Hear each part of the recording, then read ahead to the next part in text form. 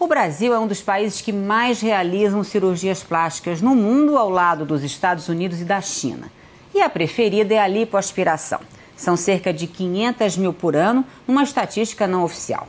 No geral, o procedimento é bem sucedido, mas quando os erros ocorrem, eles podem provocar a morte, como aconteceu recentemente com Maria Irlene da Silva, de 43 anos. Ela morreu numa clínica de São Paulo de parada cardíaca, mas o que provocou essa parada ainda está sob investigação. O que se sabe mesmo é que Maria Irlene era hipertensa e foi recusada por 5 médicos antes de encontrar aquele que aceitou operá-la. Vamos conversar sobre os riscos de uma lipoaspiração com o cirurgião plástico André Colaneri. Doutor Colaneri, muito obrigada pela vinda ao Terra, é um prazer receber o senhor aqui. Bom dia, eu que agradeço o convite. Qual é a formação que um médico precisa ter para realizar cirurgias de lipoaspiração? Precisa necessariamente ser cirurgião plástico? Então, a lei brasileira não especifica que precisa ter especialização para um procedimento médico, infelizmente. Estamos meio atrasados com isso. Então, por lei, não precisa. Mas, se acontecer algum problema, aí você pode cair no erro de imperícia por não ter a formação adequada. A lipoaspiração é uma cirurgia do campo da cirurgia plástica. Então, o correto é que sejam cirurgiões plásticos que façam a cirurgia. Para ser cirurgião plástico formado, precisa se formar em medicina há 6 anos, ganha o CRM, depois fazer uma prova para cirurgia geral, estudar mais 2 anos de cirurgia geral, ganhar o título de especialista em cirurgia geral, fazer mais uma prova, outro vestibular para plástica, mais 3 anos de formação só em cirurgia plástica, ou seja, 11 anos de formação ao todo, e depois fazer a prova de título da Sociedade Brasileira de Cirurgia Plástica. Então, quem não passa na prova não tem o título de especialista pela Sociedade Brasileira de Cirurgia Plástica. 11 anos de formação. Então, o correto é que procure sempre especialista. Eu costumo falar, não faça um parto com ortopedista, não corrija uma fratura com ginecologista. Porque de qualquer jeito tem que ser um médico cirurgião, não necessariamente. Com cirurgião plástico. Tá, mas tem que ser um médico cirurgião de qualquer jeito, que tenha essa especialização, mesmo que não seja um plástico. Então, a lei brasileira não é assim. Nem a história de ser um cirurgião. CRM, quer dizer, qualquer médico, com qualquer especialidade. Por lei, sim. Agora, em termos de algum erro aconteceu, pode cair como imperícia. Aí agora ficou claro. É uma cirurgia que precisa ser sempre feita num hospital ou pode ser feita em clínicas também? Então, é importante que você esteja uma estrutura de uma UTI. O que é UTI? Unidade de terapia intensiva. O que é? Um quarto que tenha vários aparelhos para o suporte intensivo de vida. Isso é uma UTI. É importante que o hospital, a clínica, onde seja, tenha esses aparelhos, né? A maioria tem em um quarto escrito UTI, agora algumas têm na recuperação da anestesia, próximo ao centro cirúrgico, os mesmos aparelhos. Então é importante que se tenha essa estrutura de terapia intensiva, né? Isso é fundamental, isso é importante, porque assim, o centro cirúrgico, ele é o lugar mais completo que tem em termos de aparelhagem para algum problema, né? Até mais que uma UTI. Então tudo que tem no UTI tem no centro cirúrgico ainda mais. Só que a UTI é um quarto que tem esse aparelhagem para manter o paciente por muito tempo. O centro cirúrgico você tem algumas horas de cirurgia, se acontecer alguma coisa você pode manter o paciente no centro cirúrgico, né, por algum tempo até estabilizar antes de ir para a UTI e tal. Então o centro cirúrgico é o lugar mais completo que tem. Agora, se der algum problema, não é assim, deu problema, sai. Você precisa manter o paciente estável, tratando ele das complicações até que ele possa sair de lá. O senhor citou aí a anestesia. Existe algum tipo de anestesia especial para fazer a lipoaspiração ou é anestesia geral mesmo, que todo mundo sabe qual é? Lipoaspiração é uma cirurgia que pode variar demais, Maria. Você pode fazer uma cirurgia de 1 hora, tirar meio litro de gordura com anestesia local, pode demorar 6 horas de cirurgia, tirar 5 litros. Então, apesar de ser a mesma cirurgia, o porte da cirurgia é muito diferente. Também é diferente você operar só uma área, vai tirar um pouquinho de gordura num colote na perna, ou você vai tirar da perna, abdômen, dorso, braços. Então, muda demais o porte de cirurgia. É equivocado e errôneo achar que a anestesia local ela é mais segura do que as outras, dependendo do porte da cirurgia. Por exemplo, você vai fazer uma cirurgia de 5 horas, a anestesia local mais normal, ela dura 1h30, 2 horas de anestesia. Tem dose tóxica de anestésico local. Então, assim, vai dando anestesia local de anestesia local. O paciente ele tem que permitir você operar, então o paciente acordado não permite. Então, uma cirurgia longa, a anestesia geral é a mais segura. Porque, primeiro, permite você operar com calma. Segundo, a soma dos remédios, digamos assim, bem leigamente falando, vai ser menos do que você usar uma anestesia local com largas doses por muito período. Terceiro, a respiração do paciente é fundamental. Então, o paciente ele precisa ser sedado para te permitir uma cirurgia mais longa, porque senão ele não permite que você opere, e uma sedação prolongada pode causar um problema respiratório grave e até uma parada cardíaca por falta de oxigenação. Então, cada cirurgia, cada lipoaspiração, ela deve ser avaliada. O porte da cirurgia, porte quer dizer quantidade de gordura, duração da cirurgia e áreas lipoaspiradas. E aí se decidir o tipo de anestesia. E decidir para cada cirurgia o tipo de anestesia. Lembrar que a Sociedade Brasileira de Cirurgia Plástica estipula como 7% do peso corporal o máximo de gordura a ser retirada. Então, também tem um limite. Pacientes que estão muito acima do peso devem emagrecer para diminuir o porte anestésico, o porte da cirurgia e entrar nesse limite de segurança. E aí a gente entra também, você falou aqui que alguns pacientes precisam emagrecer um pouco antes. Como é que é o pré e o pós-operatório de lipo? Então, o paciente, vale lembrar que lipoaspiração não é para emagrecer. Então, a balança vai mudar, mas não muda tanto quanto a mudança na silhueta. O paciente pode ter emagrecido na lipoaspiração 3, 5 litros e aparentar que perdeu 10 quilos. Então, você precisa não estar muito acima do peso, porque tem que estar nesse limite de segurança. Então, o paciente que chegou lá muito acima do peso ou quer fazer muitas áreas, precisa perder peso. Por isso que fala, lipoaspiração é para mudar o contorno, não é para perder o peso. A maioria dos pacientes que procuram estão dentro do peso estabelecido de segurança. Os que estão fora precisam emagrecer. Não só isso, paciente que tem pressão alta precisa corrigir a pressão. Paciente que tem diabetes também, paciente que tem problema na tireoide também. A plástica tem uma vantagem enorme, Maria. Assim, você não precisa fazer. E qual é a vantagem disso? Você faça quando você estiver fisicamente bem preparado, ou seja, todos os problemas que tiverem sejam controlados. Se tem problemas mais graves, simplesmente não opera. Mas aí a gente entra naquela história, quer dizer, o médico tem que dizer não. Porque às vezes o paciente não tem esse limite, está lá com seus problemas, às vezes tem um problema psicológico, emocional por conta desse corpo, que ele não está mais gostando tanto. Tanto quanto operar, tem que saber não operar. Porque você disse muito bem, paciente, às vezes, eles não têm noção do que a cirurgia pode dar, não só em resultado, como de risco. Então, quer operar de qualquer jeito. Imagina resultados, às vezes, impossíveis. Por exemplo, um paciente que tem uma história de vários filhos, tem uma flacidez e tem uma gordura localizada, se fizer uma lipoaspiração, vai aumentar a flacidez. E ela, às vezes, acha que vai fazer a lipoaspiração e ficar com a barriga retinha como antes da gravidez. Não vai. Então, a lipoaspiração ela tira a gordura, não tira a pele. Às vezes precisa associar uma retirada de pele, uma abdominoplastia, ou se for no braço, uma dermolipectomia braquial. Então, que é cortar o excesso de pele. Tirar o excesso de pele. Então, você pode trabalhar, conversar com o paciente, explicar tudo, para que ele esteja psicologicamente preparado, e psicologicamente sabendo como é a cirurgia, o pós-operatório, se adeque o período pós-operatório, vou ter alguém para me ajudar, quanto tempo eu vou poder voltar a trabalhar, vou poder carregar meus filhos ou não, vou conseguir tomar banho no começo. Isso também depende do tamanho da cirurgia ou é algo do tamanho da cirurgia. Rapidamente a pessoa se recupera? Uma cirurgia pequena recupera mais rápido, uma cirurgia maior se recupera mais lentamente.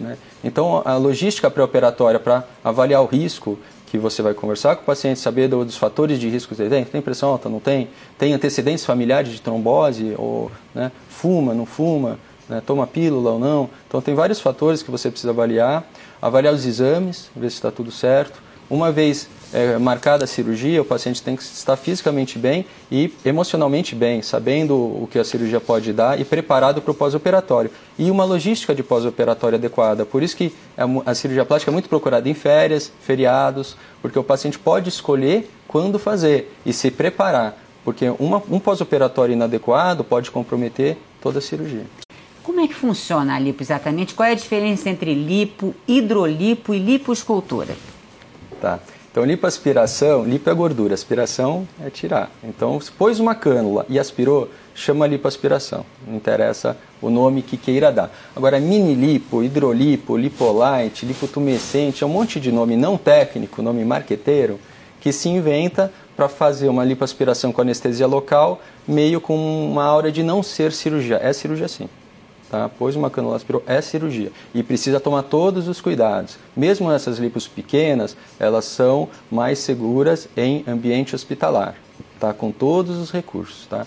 E também fracionar a lipoaspiração, eu vou fazer primeiro na perna, depois na barriga, depois nas costas. Você, apesar de fracionar, você soma os riscos de 3 cirurgias, de 3 infecções, de 3 tromboses e de irregularidades, porque a transição de uma área para outra sempre é mais complicado você conseguir uma harmonia entre eles. Exatamente. Assim. Então, às vezes, e muitas vezes, na verdade, eu acho, é melhor fazer uma cirurgia bem feita do que fracionar as cirurgias. Lipoescultura é quando você tira a gordura, faz uma lipoaspiração, trata essa gordura e enxerta ela em outro lugar. Muito comum é enxertar no bumbum para aumentar o glúteo, ou enxertar no sulco nageneando, ou em alguns lugares da face para que você consiga aumentar o volume. Isso duro é reabsorvido rapidamente? Em torno de uns 50% absorve. O que fica para sempre, não dá rejeição, porque a gordura própria é muito bem adaptada e ela vai se portar como uma gordura normal, ou seja, comeu engorda, não comeu emagrece, ela continua sendo uma gordura. Mas em torno de 50% absorve sim. Já houve vários casos de perfuração de órgãos. Como evitar um erro desses que geralmente é fatal?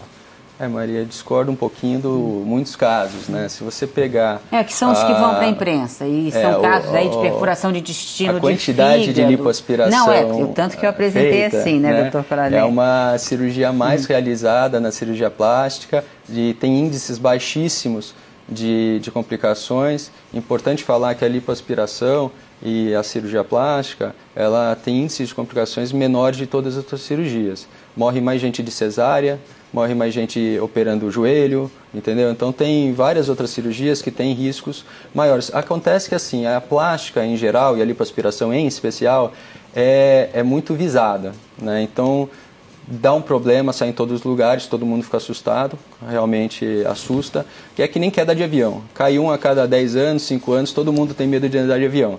Né? Andar de carro, que morre gente todo dia, ninguém tem medo. Então as mulheres fazem cesárea para não ter dor. É mais perigoso do que uma cirurgia plástica. Né? Agora, sim, tem ocorrido alguns imprevistos, alguns acidentes, e algumas coisas elas podem ser feitas para minimizar. Só que acidente é acidente, né? Ninguém tem um acidente porque quer, ninguém bate o carro no poste porque quer. Então, por exemplo, avaliar a musculatura do paciente, se tem hérnia, se não tem hérnia é o quê? É uma abertura da musculatura que o conteúdo do abdômen pode sair por esse buraquinho e ficar na gordura. Se você estiver fazendo uma lipoaspiração, tirando a gordura na camada da gordura e tiver alguma coisa que não é para estar lá, um conteúdo abdominal, você pode perfurar. Então, avaliar a parte se tem hérnia ou não, a parede abdominal. Como toda cirurgia, avaliar os riscos do paciente, mas daí já foge um pouco da lipoaspiração. Se tem pressão alta, se tem problema do coração, se tem problema do pulmão, se fuma, tal, isso daí já entra na avaliação prévia que a gente comentou. Especificamente para a cirurgia, a lipoaspiração tem essa parte da hérnia, tem a parte da flacidez muscular. Então, aquela paciente que já teve vários filhos, né, tem uma parede abdominal muscular muito frouxa, essa parede vai abaular para cima e a cânula reta, ela pode correr um risco um pouquinho maior de perfuração. Precisa ter bastante cuidado com isso. Pacientes que têm uma musculatura mais firme, mais retificada, ela acaba ajudando mais o cirurgião. Uma tática interessante para minimizar esse risco é, por exemplo, a costela está aqui. Se você entra com, por exemplo, um furo no umbigo e sobe com a cânula, você tem um risco um pouco maior de entrar embaixo da costela. Logicamente que você sabendo onde está o músculo, não é para acontecer. Agora, se a incisão é feita em cima, embaixo da mama, aqui em cima da costela, você de cima para baixo, é muito improvável que isso aconteça, porque você está protegido pelas costelas, e as costelas estão aqui. Se a cânula, mesmo que venha para baixo, ela vai te jogar para cima. É muito difícil você entrar para baixo, só se você fizer verticalmente. Agora, aquelas pacientes com flacidez muito alta, às vezes a barriga está mais alta que a costela. Então, essa inclinação deve ser feita com a cânula um pouco mais para cima e delicadamente, até você soltar tudo e ter o plano adequado. Então, são algumas táticas, isso pode fazer nas costas também. Para a gordura de baixo ser feita numa incisão superior para inferior, sempre usando a costela como proteção dos órgãos que estão dentro. Agora, quem faz lipoaspiração nas pernas e nos braços pode perder movimentos? É muito difícil, porque a lipoaspiração ela é para estar na gordura. Braços e pernas têm músculos bastante fortes e não tem órgãos lá dentro, né? Então, as estruturas nobres são mais vasos e nervos, né?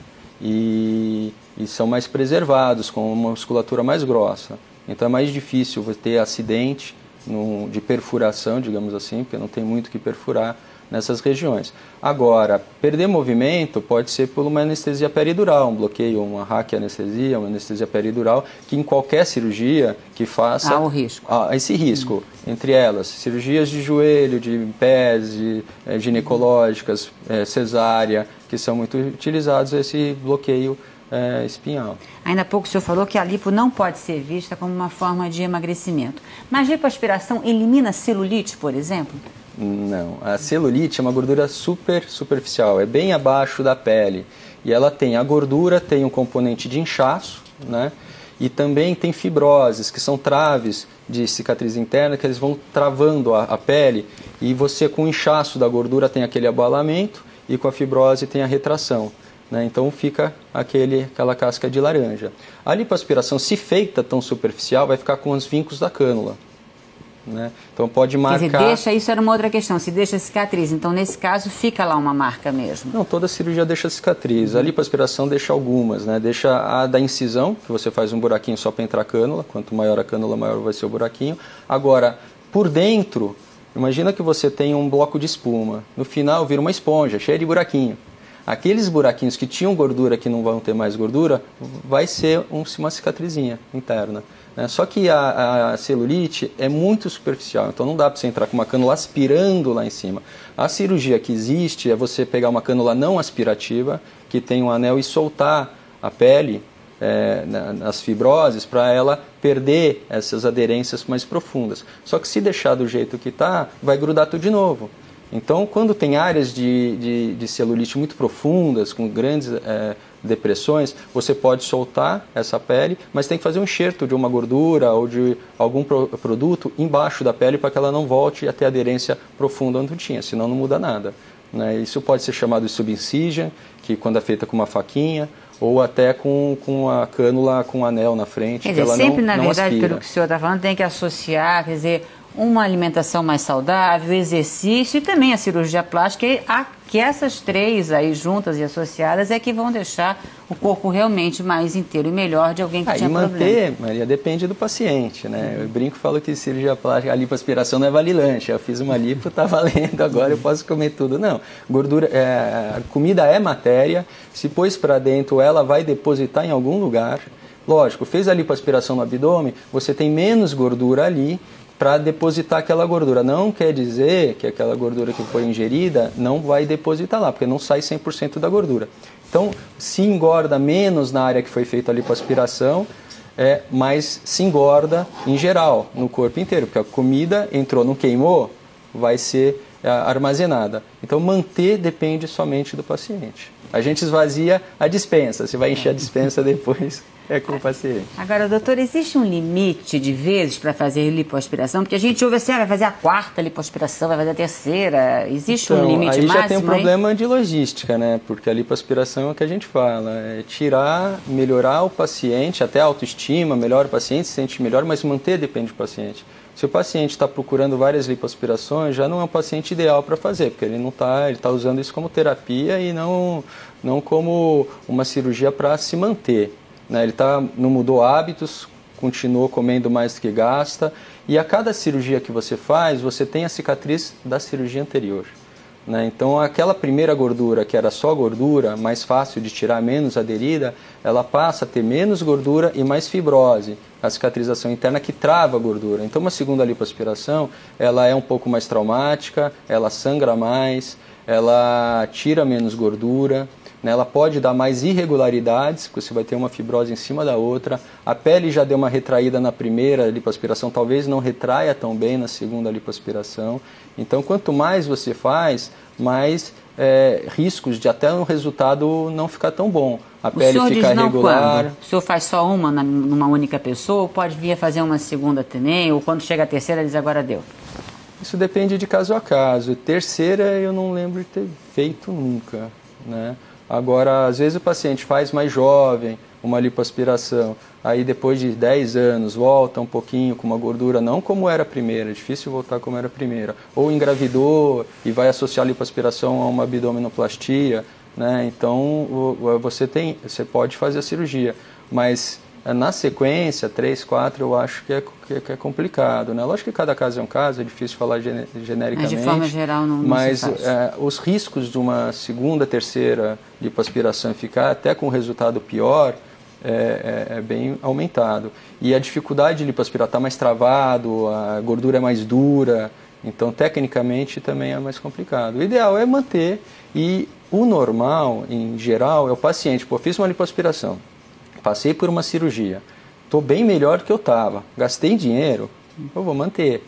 Então é mais comum o paciente passar a fazer exercícios que não passava, passar a se alimentar melhor, a autoestima melhorou, ele não quer voltar para o que era, ele está muito melhor agora. Então a maioria dos pacientes conseguem manter e às vezes até emagrece mais. Que bom, né? Agora qualquer lugar do corpo pode ser lipoaspirado? Que a gente fala, vai tirar papada, vai tirar aqui, vai tirar no braço, perna, barriga, enfim, tem lugares que não dá. Teoricamente tem gordura, você pode aspirar, mas tem a área de segurança, por exemplo, juntas, tornozelo, punho, essas coisas você não vai aspirar a articulação, né? E também depende da quantidade de gordura que você tem. As áreas mais frequentes, abdômen, dorso, braços e pernas, e nos braços, a parte mais interna do braço, que é onde tem um pouco mais de gordura, dificilmente se aspira por fora. É muito difícil você fazer uma lipoaspiração cilíndrica homogênea, né? Você conseguir fazer assim. em torno, sem dar irregularidade, até porque aonde você faz a incisão, a cânula é reta, né? Você não consegue dar uma volta perfeita.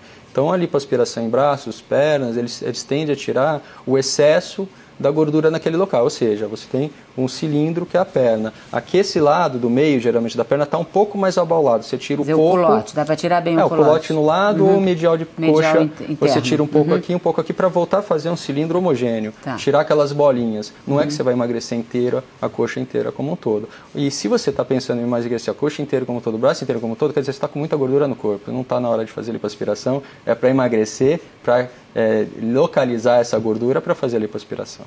É cada vez maior o número de homens recorrendo à lipo. A famosa barriga de chope sai com a cirurgia de lipoaspiração?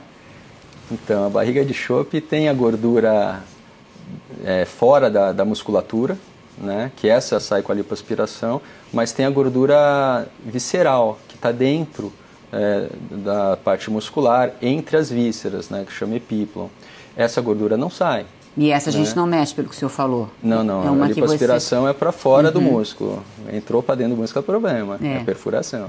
Então, a gordura retirada é aquela para fora. Agora, tem alguns pacientes que têm uma barriga muito dura, muito globosa, e você palpa o tecido adiposo, que é a gordura externa, ele é fino, ele não é tão grosso. Então, tem pacientes que têm uma gordura muito grande, visceral, e esses pacientes não vai ajudar na lipoaspiração. E uma barriga com músculo muito abaulado aumenta o risco de perfuração. porque não tem um plano para você fazer a lipoaspiração. Então, pacientes assim devem perder peso. E para a gente encerrar a nossa conversa, qual é a dica final para quem quer fazer uma lipo sem correr riscos maiores? Já que a gente sabe que toda cirurgia envolve risco. Toda cirurgia envolve risco. Agora, procurar um especialista, operar em ambiente hospitalar, que tem uma estrutura, né, procurar conhecer ele, falar com pacientes que tenham operado, né, tentar ver um histórico, isso tudo aumenta há quantos anos tem feito a cirurgia, né, tudo isso aumenta a segurança. Agora 100% de segurança nem atravessar a rua a gente tem, né, mas dessa forma o risco é bastante pequeno. Vale lembrar, como a gente começou, que lipoaspiração é uma das cirurgias mais realizadas da cirurgia plástica, na verdade é a cirurgia a se pegar em uma década, e os índices de complicações são muito pequenos, mas o ideal era que não tivesse nenhum acidente. Tá certo. Muito obrigada, senhor, pela vinda ao Terra, foi um prazer recebê-lo aqui. Eu que agradeço.